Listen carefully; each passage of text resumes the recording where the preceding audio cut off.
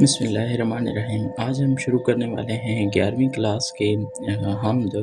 مہر القادری۔ پہلی ہم نظم ہے حمد۔ حمد ایسی نظم کو کہتے ہیں جس میں اللہ تعالیٰ کی تعریف کی جاتی ہے۔ مہر القادری کی نظم کے کورس کی جو پہلی نظم ہے حمد۔ فکر و دانش کی معراج خدا کا اقرار، یہی وجدان کی آواز فطرت کی پکار۔ ذرے ذرے کو شہادت کے خدا ہے موجود، پتے پتے کو ہے ثنا کی صفت کا اقرار۔ فکر و دانش کی معراج کے خدا ہے موجود، فکر و دانش کی معراج خدا کا اقرار، یہی وجدان کی آواز فطرت کی پکار۔ فکر و دانش ویسے عام طور پہ دیکھا جائے تو یہاں پہ ایک مرکب استعمال کیا ہے۔ ماہر القادری اپنے اس شعر کے اندر مرکب کا خوبصورت استعمال کرتے ہوئے فکر و دانش میں مرکب عطفی استعمال کیا ہے۔ فکر و دانش عقل مندی کے حوالے سے ہے، اور معراج بلندی یا عظمت دونوں معنی میں ہم لے سکتے ہیں۔ اقرار یعنی کسی بات کا اقرار کرنا یا ماننا، یہی وجدان کی آواز ہے فطرت کی۔ وجدان سے مراد وہ کیفیت، وہ چیز جو آپ کے اندر، جس کو آپ نئے طریقے سے جاننے کی کوشش کرتے ہیں یا پہچاننے کی کوشش کرتے ہیں۔ وجدان کی آواز کہ اللہ تعالیٰ کی اس کائنات کے اندر، اللہ تعالیٰ کی جو بنائی ہوئی کائنات ہے، اس کے اندر ہر ایک چیز کے ساتھ ساتھ اللہ تعالیٰ نے انسانوں کے ساتھ ساتھ یہاں پہ جو بھی چیزیں بنائی ہیں، ماہر القادری اپنی اس محبت اور عقیدت کا اظہار کرتے ہوئے کہتے ہیں کہ انسان عقل و شعور اور فہم و فہرست کی پیمانوں پر پہنچتا ہے اور لا الہ کی وحدانیت کا اقرار کرتا ہے، اور یہ اقرار صرف اور صرف وہ زبان سے نہیں کرتا بلکہ وہ وجد کی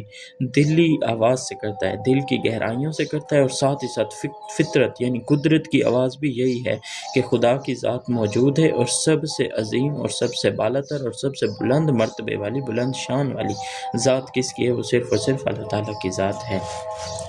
ذرے ذرے کی شہادت کے خدا ہے موجود، پتے پتے کو ہے ثنا کی صفت کا اقرار۔ ذرے ذرے کی شہادت کہتے ہیں گواہی دینا، کہ اس زمین کا، اس کرۂ ارض کی ہر ایک چھوٹی سے چھوٹی چیز اس بات کی گواہی دے رہی ہے کہ خدا کی ذات موجود ہے، خدا کی ذات موجود ہے۔ ذرہ ذرہ، ایسے اگر دیکھا جائے تو یہاں پہ لفظ ذرہ ذرہ 2 دفعہ آنے سے اس میں صنعت تکرار کا بھی خوبصورت استعمال ہوا ہے۔ مہر القادری نے اپنے اس شعر میں صنعت تکرار کا خوبصورت استعمال کرتے ہوئے اس بات کی وضاحت کی ہے کہ دنیا کے ہر ایک چیز اس بات کی گواہی دے رہی ہے کہ خدا کی ذات موجود ہے، اور اس کے ساتھ پتے پتے کو صنعت کہتے ہیں وہ خالق، وہ کاریگر جس نے ان چیزوں کو بنایا ہے۔ صفت کا اقرار، ان کی خوبیوں کو ماننا، ان کی خوبیوں کا اقرار کرنا، ان کی خوبیوں کو جو ہے ماننا، اور اس بات کا اقرار صرف انسان نہیں کرتے، انسان کے ساتھ ساتھ حیوانات، انسان کے ساتھ ساتھ جنات، تمام مخلوقات اس بات کی، اور اس کے بھی ساتھ ساتھ آپ دیکھیں تو پتوں کو ہے ثنا کی صفت کا۔ پتوں کو دیکھیں، درخت، پودے، پھول، پتے خالق کائنات کی کاریگری کا نہ صرف تعریف کرتے ہیں بلکہ اس بات کا اقرار کرتے ہیں کہ خدا کی ذات موجود ہے۔ کوئی ہستی ہے جنہوں نے پتوں کو بنایا، کوئی ہستی ہے جس نے اس کارخانہ قدرت کو بنایا اور اس کو چلا رہا ہے۔ اسی خلاق نے جوہر کو توانائی دی، پھول پتوں کو جس نے کیے نقش و نگار۔ اب خلاق یہاں پہ جو ہے اس کے معنی میں استعمال ہوتا ہے کہ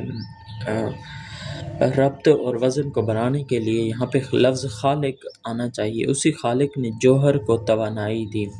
جوہر عام طور پہ ہم جوہر کے معنی میں یہاں پہ لکھیں گے کہ طاقت یا صلاحیت، وہ قابلیت جو کام کرنے کی صلاحیت یا طاقت ہو، توانائی کام کرنے کی قابلیت۔ پھول پتوں کو جس نے کیے نقش و نگار، نقش و نگار بیل بوٹوں کے معنی میں آتا ہے، اور اس میں بھی مرکب عطف کا استعمال کیا گیا ہے۔ شاعر نے اپنی اس شعر میں مرکب عطف کا خوبصورت استعمال کیا ہے۔ شاعر اس میں کہتا ہے کہ کائنات میں اللہ تعالیٰ نے جتنی بھی مخلوق پیدا کی ہے، وہ سب کی سب اپنے خالق، اپنے مالک، اپنے پروردگار،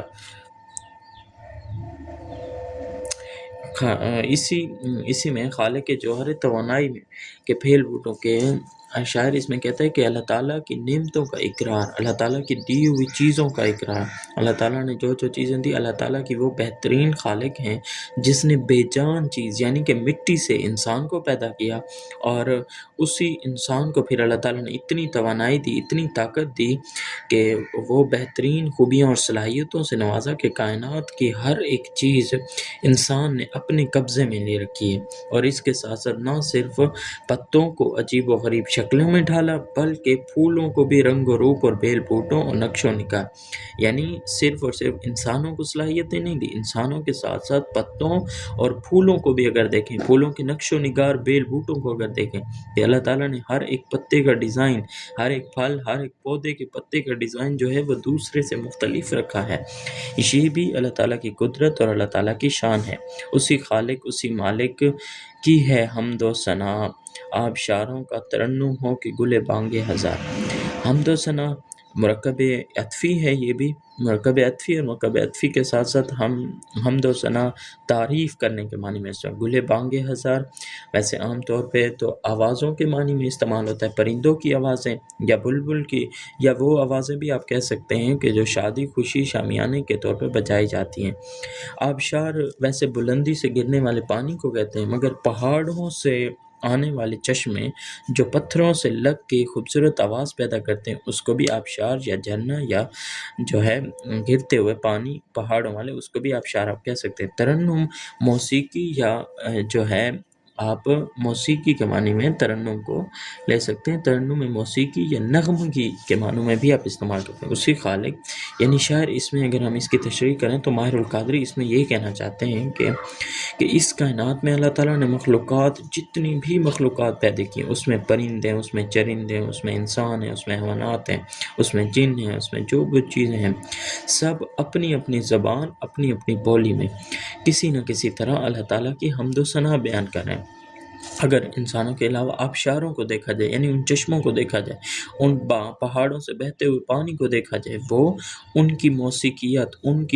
کی نغمگی، ان سے آتا ہوا وہ پانی، وہ اپنی ہی ایک خدا کی قدرت بیان کرے، اور ساتھ ساتھ گل بانگ ہزار یعنی جتنے بھی پرندے ہیں وہ اپنے ہی طور طریقوں کے مطابق اللہ تعالیٰ کی حمد و ثنا بیان کریں۔ یہ سب آیات الہی ہیں، ذرا غور سے دیکھ، اس کی پھر حمد بیان کر، اسی خالق کو پکار۔ یہ سب آیات الہی سے مراد وہ نشانیاں جو خدا کی طرف سے ہوں۔ آیات الہی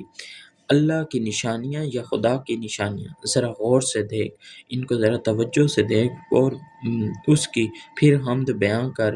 حمد بیان کرنے سے مراد تعریف کر کہ سب سے پہلے اللہ تعالیٰ نے جو علامتیں، جو چیزیں، ماہر القادری کہتے ہیں کہ نظام کائنات پر ایک توجہ، ایک غور و فکر کی نگاہ ڈالو، پہلے اپنے ارد گرد، اپنے آس پاس، اپنے ادھر ادھر ذرا توجہ سے، ذرا غور سے دیکھو، اور جب تمہیں کچھ نظر آئے، یہ وسیع ارض و زمین، یہ بے ستون آسمان، یعنی اتنا بڑا آسمان ہے اور کہیں پہ کوئی ستون نہیں ہے، شعور کی آنکھ سے جب دیکھو تو ساری چیزیں آپ کو واضح ہو جاتی ہیں، سمندر، یہ روشنیاں، یہ سورج، یہ لاکھوں کروڑوں ستارے، یہ سب کی سب موجودگی کی واضح نشانی ہے کہ کوئی ذات ہے جنہوں نے ان کو بنایا ہے، اور بنانے کے ساتھ ساتھ ان کو ایک توازن دیا ہے کہ وہ اپنے مقررہ وقت پہ آئیں جائیں، مقررہ وقت پہ کبھی نہ گریں، نہ کبھی کسی کو نقصان پہنچائیں۔ تو یہ ساری چیزیں بس انسان کو چاہیے کہ بس یہ ساری چیزیں سننے کے بعد، اس کے بعد دیکھنے کے بعد، ان کے اوپر توجہ کرنے کے بعد اس کو چاہیے کہ پھر اس کی حمد بیان کرے، اسی خالق کو پکارے، اور پھر اس کے بعد انسان کو چاہیے کہ وہ صبح شام اپنے رب کی تسبیح بیان کرے، اپنے رب کی بڑائی بیان کرے، اپنے رب کی تعریف کرے، اپنے رب کی حمد و ثنا بیان کرے، اور پھر اپنی مدد کے لیے برے وقت میں یا کسی بھی قسم کی تکلیف میں پھر کس کو پکارے؟ اپنے پروردگار کو پکارے۔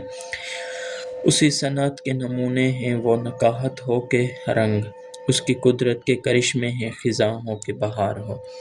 آخری شعر کے اندر شاعر کہتا ہے صنعت، ویسے صنعت کے لفظ ہم کارخانے یا فیکٹری کے معنی میں استعمال کرتے ہیں۔ صنعت سے مراد وہ جگہ، وہ چیز جہاں پہ ہم کوئی چیز بناتے ہیں، کوئی چیز تیار کرتے ہیں، اسی صنعت کے نمونے۔ صنعت سے مراد تخلیقار وہ چیز یا وہ جگہ جہاں پہ ہم کوئی چیز بناتے ہیں، نکاحت خوشبو کے معنی میں بھی استعمال ہوتا ہے، اور نکاحت جو ہے مہک کے معنی میں بھی استعمال ہوتا ہے، دونوں معنی میں۔ شاعر اس میں کہتا ہے کہ وسیع ارض و کائنات میں اللہ تعالیٰ کی کاریگری اور صفت اور فن کی بے شمار نمونے موجود ہیں۔ اگر انسان کا مشاہدہ کرنا چاہیے تو وہ ہر جگہ ہر مقام پر نظارے کر سکتا ہے۔ انسان اگر اللہ تعالیٰ کے نمونوں کو دیکھنا چاہتا ہے، وہ اپنے آس پڑوس دیکھے، ادھر ادھر دیکھے۔ میں تو کہتا ہوں کہ اللہ تعالیٰ کی ذات کو ڈھونڈنے کے لیے انسان اگر اپنے آپ کو بھی آئینے میں دیکھ لے تو انسان کی تخلیق سر کے بالوں سے لے کر پاؤں کی ناخن تک اللہ تعالیٰ نے سب سے منفرد بنایا، اور جتنا خوبصورت اور حسین و جمیل اللہ تعالیٰ نے انسان کو بنایا ہے اور کسی مخلوق کو نہیں بنایا۔ تو یہ بھی اللہ تعالیٰ کی قدرت کا ایک بہترین شاہکار ہے، بہترین نمونہ ہے، مثال ہے اپنے آپ میں۔ وہ نکاحت کے خوشبو کے رنگ ہو کہ اگر آپ پھولوں کی خوشبو کو دیکھیں تو وہ سب سے منفرد ہیں، اگر آپ پھولوں کی رنگت کی بات کریں تو وہ سب سے الگ ہیں، اس کی قدرت کے کرشمے۔ اگر آپ خدا کی قدرت کے کمالات دیکھنا چاہتے ہیں تو پھر آپ خزاں کو دیکھیں، بہار کو دیکھیں، کہ جس طرح موسم گرما کا الگ مزہ ہوتا ہے، موسم سرما میں اس کا الگ مزہ ہوتا ہے، سردیوں کا موسم ایک الگ ہوتا ہے، خزاں کا موسم عطا کیا ہے، اور بہار اس کا تحفہ۔ خزاں کے موسم میں آپ دیکھیں تو سارے پتے، سارے پھول جھڑ جاتے ہیں، اور پھر جب بہار کا موسم آتا ہے تو پھر اللہ تعالیٰ ان کو ایک نئے رنگ و روپ کے ساتھ، ایک نیا خوبصورت مقام کے ساتھ، ایک نئے چمکتا ہوا ایک خوبصورت پتے اور خوبصورت پھول نکل آتے ہیں۔ تو خدا کی قدرت، خدا کے نمونے دیکھنے کے لیے انسان جس طرف نظر دوڑائے ہر طرف انسان کو اللہ تعالیٰ کی قدرت اور اللہ تعالیٰ کی بڑائی کے نمونے ملتے ہیں۔ خوشبوؤں میں دیکھیں، رنگوں میں دیکھیں، خدا کے کمالات، خزاں میں دیکھیں، بہار میں دیکھیں، موسم گرما میں دیکھیں، موسم سرما میں دیکھیں، ہر ایک چیز اپنی مثال خود ہے، ہر ایک چیز میں اللہ تعالیٰ کی بڑائی اور شان کے عظیم مرتبے دکھائے گئے ہیں۔